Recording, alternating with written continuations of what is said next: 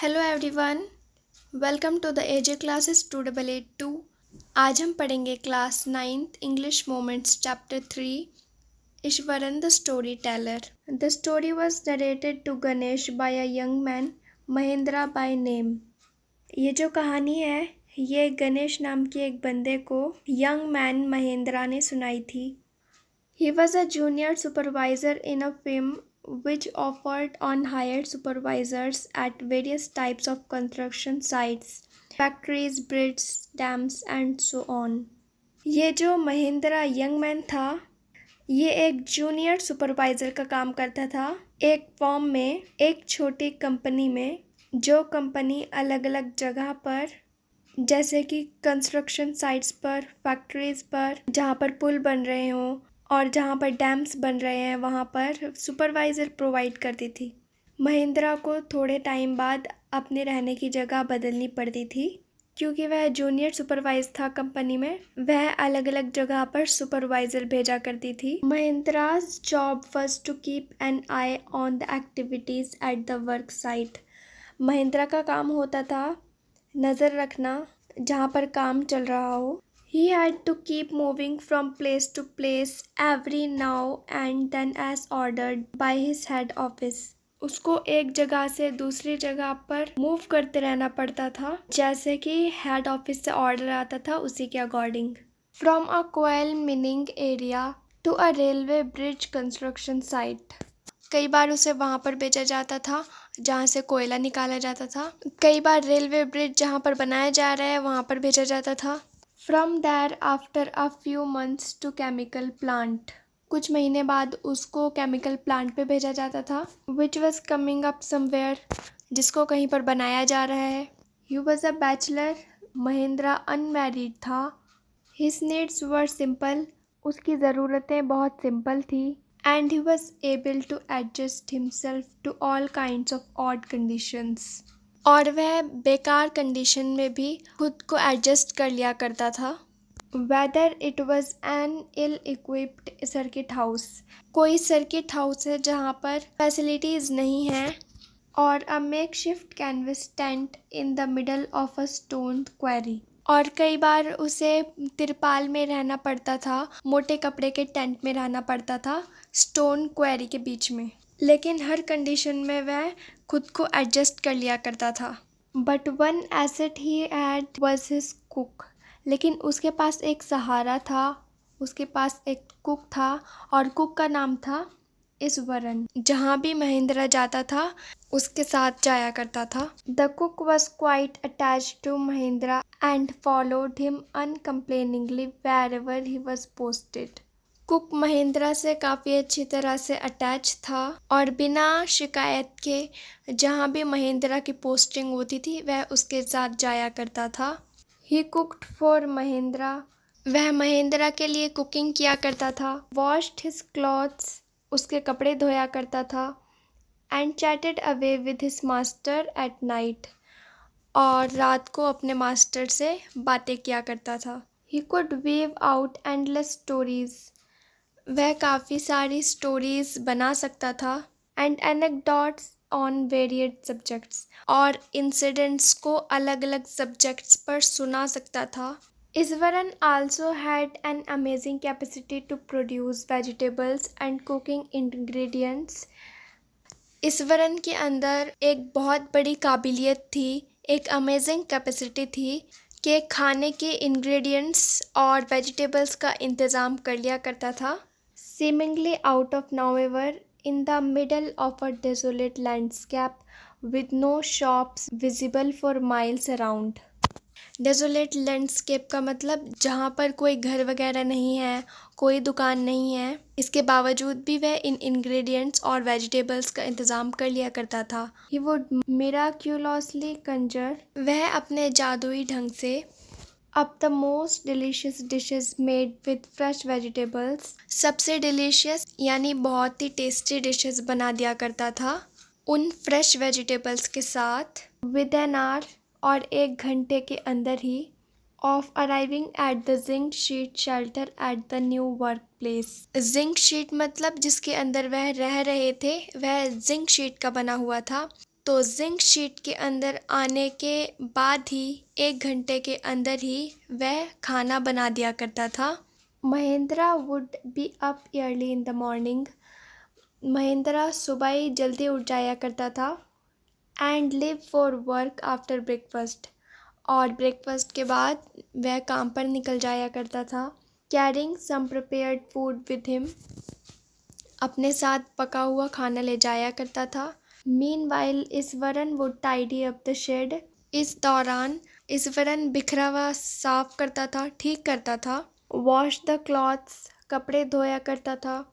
And have a leisurely bath, और बहुत ही आराम से बात लेता था, जैसे कि उसके पास टाइम ही टाइम है। Powering several buckets of water over his head. अपने ऊपर पानी की बहुत सारी बाल्टियां उड़ेलता रहता था। Muttering a prayer all the while, और कंटिन्यूली प्रेयर गाता रहता था। It would be lunch time by then. ये सब काम निपटाता जब तक लंच टाइम हो जाता। आफ्टर ईटिंग, और खाना खाने के बाद, he would read for a while before dosing of. वह सोने से पहले थोड़ा पढ़ा करता था, यानी पढ़ते पढ़ते वह सो जाया करता था। द बुक वॉज यूजुअली, उसकी जो बुक्स थीं, यानी वह जो बुक्स पढ़ा करता था। Some popular Tamil thriller, Tamil कहानियाँ वह पढ़ा करता था। Running to hundreds of pages, जो ज़्यादातर कई सौ पेजेस की होती थी, ऐसी कहानियाँ वह पढ़ा करता था। Its imaginative descriptions and narrative flourishes would hold Eswaran in Thural.